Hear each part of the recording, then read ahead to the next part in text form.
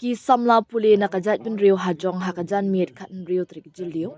Kila dawa nakasorkar bahkan pendong dekajing tokit kebabnya. Halor kajing yap jongki shijur. Hakabaya ki met yap jongki. Lalap hakmat jongkawe kedukan halum sok pot nong temai shelo. Hakarukom keba isuba. Hakanigasngi ki samla puli nakajat bin riu hajong. Bat nakiway pat kijat bin riu. Lembat ki riu pat ba ilaya lumlang hakindai lat.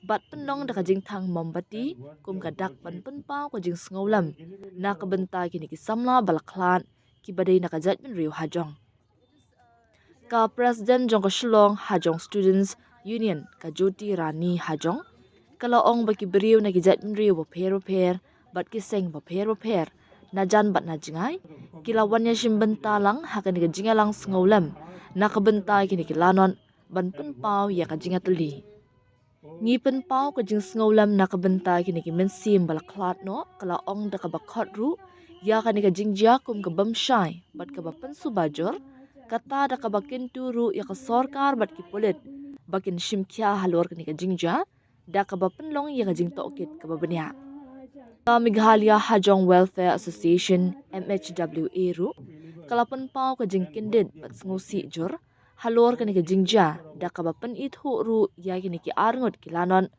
kum u simanta hajong arpue ubadai na ranikor bat ka prinomi hajong arfars namerta ka badai na palan u president ka MHWA u Jogadish CH hajong ru ulapan pau ka jing sngaulam na kabenta ki bahayeng hasam jo kini kilanon da ka bakin tu jor ya ka sorkar jela bat ki bor badai khmi bakin shimkya kerki ya kan kakam da ka bapenlong ya ka jing tokit ka bashai bat bam shalyang Hello everyone, my name is Jyoti Rani Hajong and I am the president of Shillong Hajong Student Union.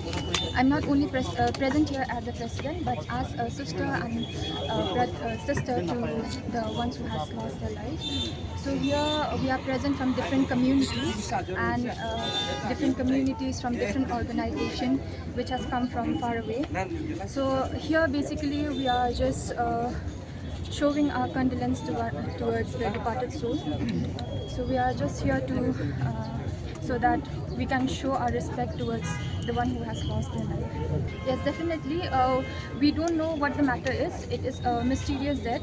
They claim that it's unknown death. So now we just want to request the police and the government to look into this matter seriously and so that they don't give they do a proper investigation and also unfairly.